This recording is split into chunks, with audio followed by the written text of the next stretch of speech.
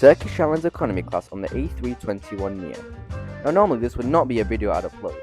I reviewed Turkish Airlines economy more times than I can count. I've flown on this aircraft before, I already know the seats, I already know the food, and honestly you probably know what to expect too. But this flight was different, because this wasn't just another Turkish Airlines flight. This journey started in Baghdad, Iraq, one of the most fascinating and least reviewed places in the aviation world, before connecting what many people consider to be one of the best airports on the planet, Istanbul Airport. And I was curious, what's the experience actually like flying Turkish Airlines in the Middle East? Does the service feel different? What's Baghdad Airport really like? And perhaps most importantly, is transferring through Istanbul Airport actually smooth and luxurious as Turkish Airlines wants you to believe? Well, over the next few hours we're about to find out, because in this video I'll take you over the entire journey from arriving at Baghdad Airport to flying aboard Turkish Airlines' A321neo in economy class to navigating the enormous Istanbul Airport during transit before finally making it back home to Manchester. So welcome on board this Turkish Airlines journey from Baghdad to Manchester via Istanbul. My experience began very early in the morning here at Baghdad International Airport.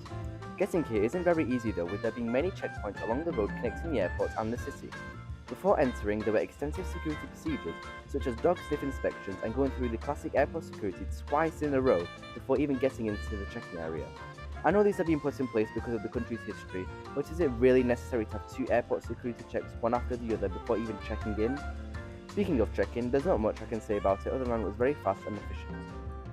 Straight after that, I headed through passport control, then into duty-free, and oh boy was it disappointing.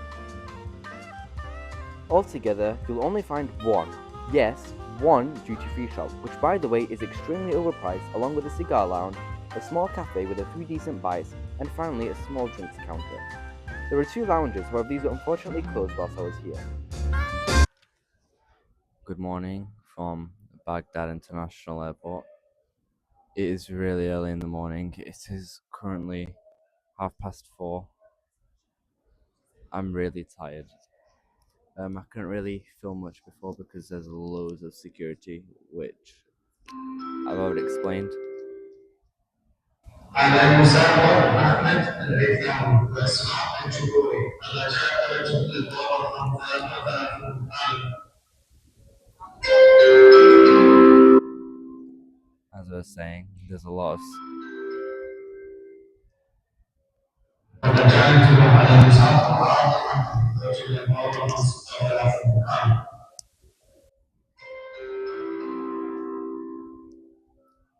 As I was saying, there's a lot of security, so I couldn't really film much landside. We had on the road leading up to the entrance of the airport, you have to go through checkpoints. You have to get out your car. They have sniffer dogs that sniff around your luggage. Then you have to go through security 3 times in a row. Actual airport security 3 times in a row. That's before check-in.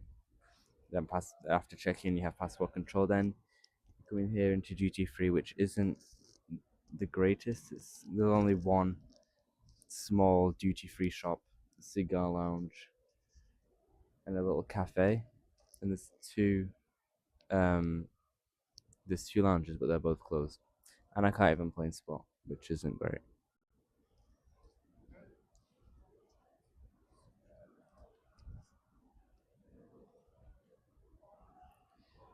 Yeah. Not a great international terminal.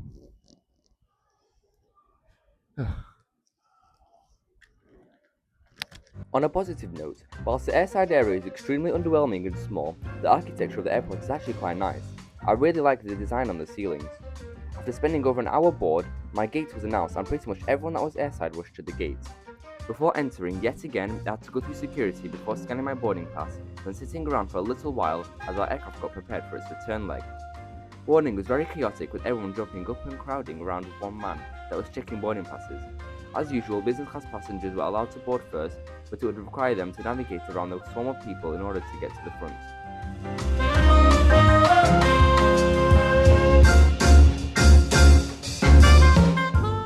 My aircraft for today is a relatively new, 1-year-old Airbus A321neo that was delivered to Turkish Airlines in late 2024.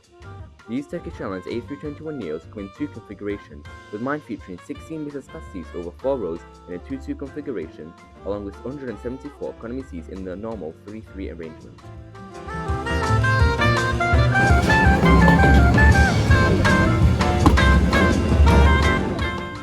Said it before and I'll say it again, but these seats are stunning, especially for a narrow body operating a relatively short flight. I would even go as far as saying that these are probably more comfortable than many economy seats on wide-body aircraft that operate long-haul flights. My seat for today is 6A, in the first row of economy class, meaning that I get an amazing amount of legroom, along with a spectacular view of the engine. I've reviewed this same seat multiple times before, but this seat differs slightly with it being in the first row. In the armrest, a decent sized tray table can be found which can also fold out, which is a very uncommon feature to see in economy, but it's nice to touch. There is also a remote control here which can control the in-flight entertainment screen, however this seems to be broken. All of the other seats in the rows behind don't have this due to the screens being very responsive to touch. However, with the screens in the first row being very far away, these remotes are here to make it easier to control the screen without stretching. Under the screen there's a USB port along with a headphone jack which can be also found in the armrest to make it easier to use the headphones provided. The seat itself comes with a very generous recline and a strong adjustable headrest which is great for sleeping.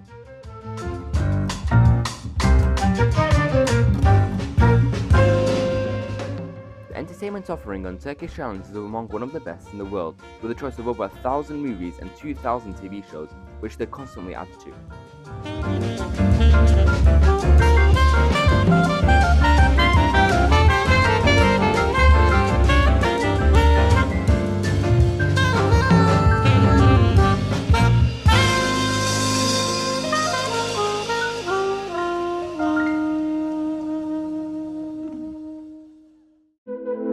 Feeling a little warm? Well, not to worry, as these aircraft come equipped with individual air vents, which is unfortunately becoming quite uncommon to see nowadays. As the sun began to rise, I watched the jet bridge be removed from the aircraft before we pushed back and headed to the runway.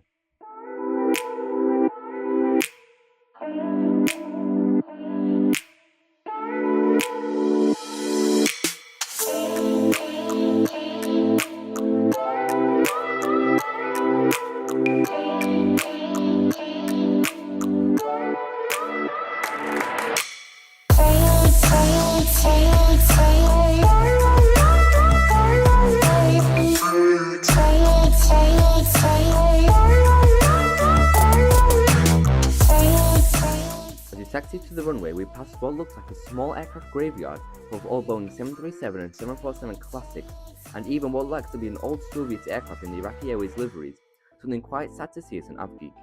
This is a takeoff that you're not going to want to miss because the view of the engine and the scenery outside during the sunrise is just stunning.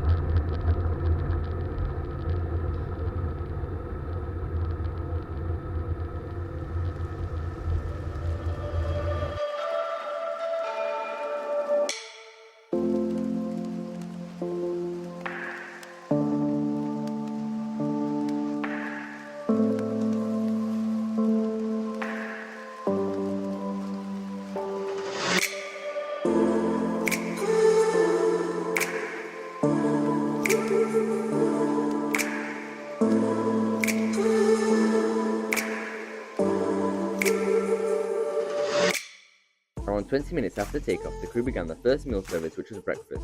Although the menu that I saw on my booking prior to this flight said that there was an option between homemade banana bread and a Turkish-style spinach pastry, on board I wasn't given an option, and the crew gave everyone the same meal, which was a Turkish spinach pastry. I'd imagine that this was due to the banana bread meals running out on the outbound flight to Baghdad, as Turkish Airlines carried the meals for the return leg with them on board. On the other hand, there is a large choice of drinks consisting of juices, soft drinks, and even traditional Turkish ayran. The meal came with some sides consisting of vegetables and cheese, along with some yogurt and a warm crispy bread roll alongside some butter and jam.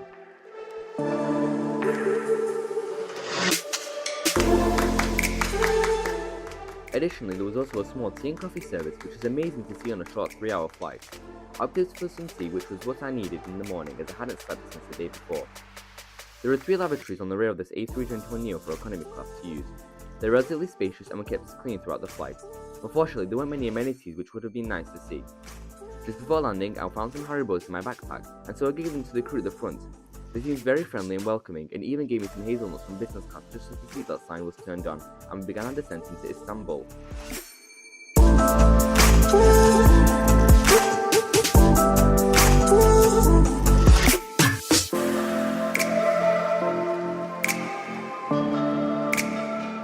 I can't get over this view. This has got to be one of my favourite views I've ever seen from a plane. Being able to look into the engine is just something so mesmerising, and the mountains below with the clouds just make the view even more magical.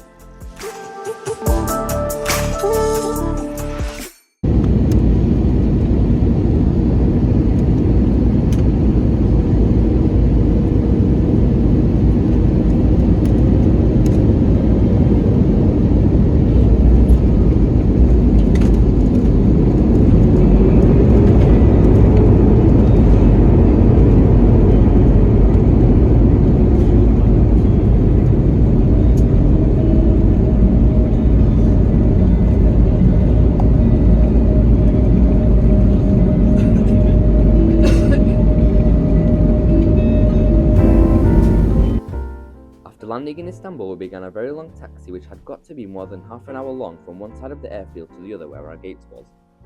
Just as we exited the runway, the airport became very foggy to the point where I could barely see the aircraft taxiing on the parallel taxiway.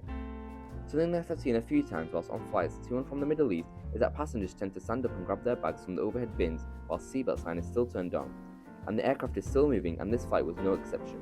I don't understand why some passengers do this, as they're still not going to be able to get off once they've got their luggage, as the aircraft must park up and the jet bridge or steps must be connected, which takes some time.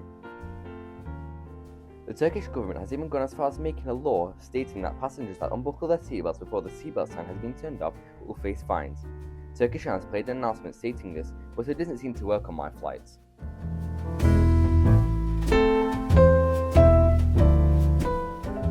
After stepping off into the terminal, I headed towards the international transfers area and passed through transfer security and passport control. Whilst the queues were quite long, they moved very quickly and the staff were very friendly and made me miss being in Istanbul, even though I was there just a few weeks back.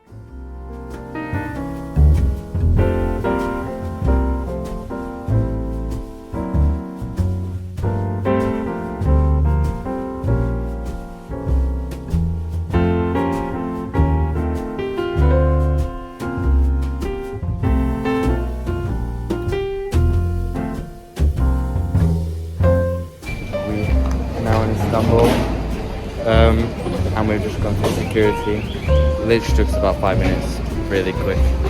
The flight was alright. I slept pretty much the whole flight. I did wake up to eat. I'm just really tired because it started really early in Baghdad. Now we have to connect.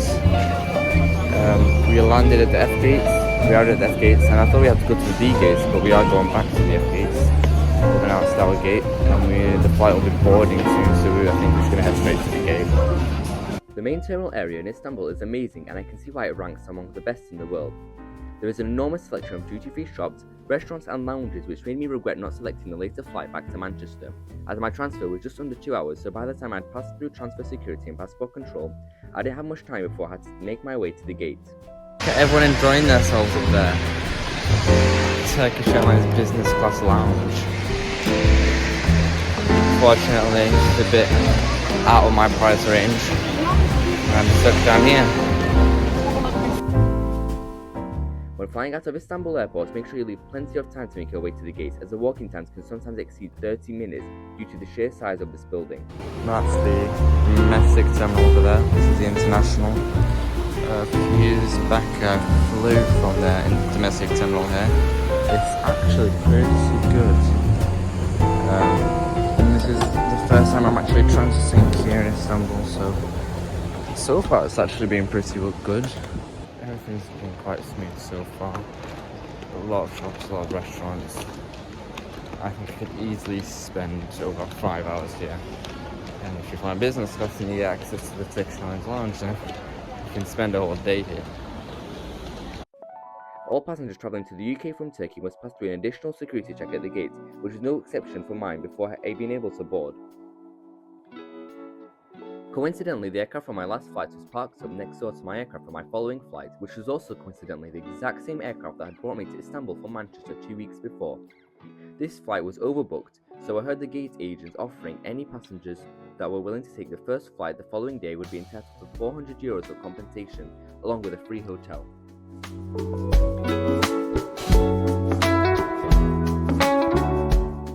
The only difference between this aircraft and the one I took from Baghdad is that this one has one extra row of business class.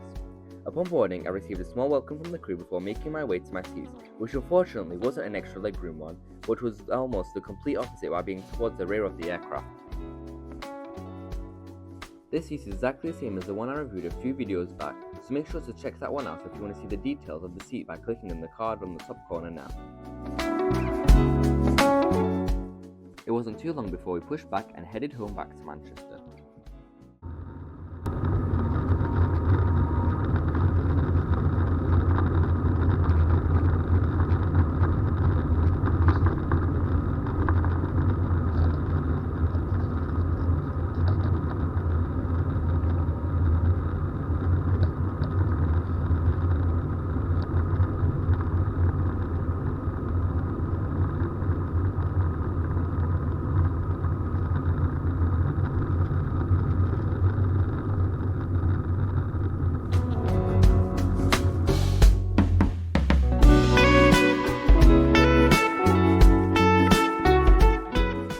After takeoff, the crew came around with a choice of kebabs or pasta, for which I opted for the kebabs, which came alongside some rice and veg.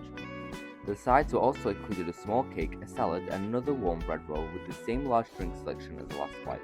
Altogether, this was quite a solid meal.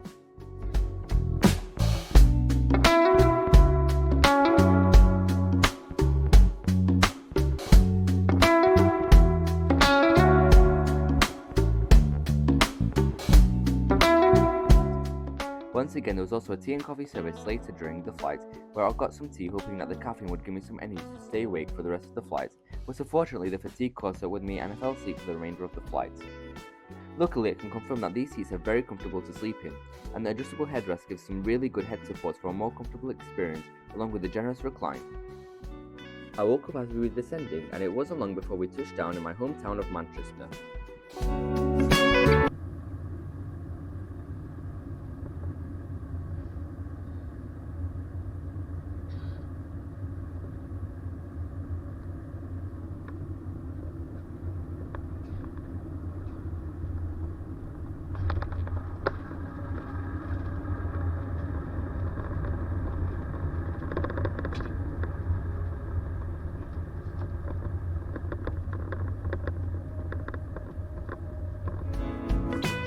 As this video was filmed in October 2025, Turkish Airlines was operating out of Terminal 1, which is now closed down for renovation, and the airline has moved its operations to the newer Terminal 2. Fortunately, whilst I will miss the Terminal 1 departures due to the fabulous airfield views, I really won't miss the arrivals, as it was really outdated and constantly chaotic. Every time I arrive at T1, I always find a very long passport control queue, followed by chaos at the luggage claim, which takes ages to come out. However, this shouldn't be a problem from now on. Thanks for watching until the end of this video, it's greatly appreciated. Please also consider subscribing and giving the video a like. Once again, thanks for watching and happy travels.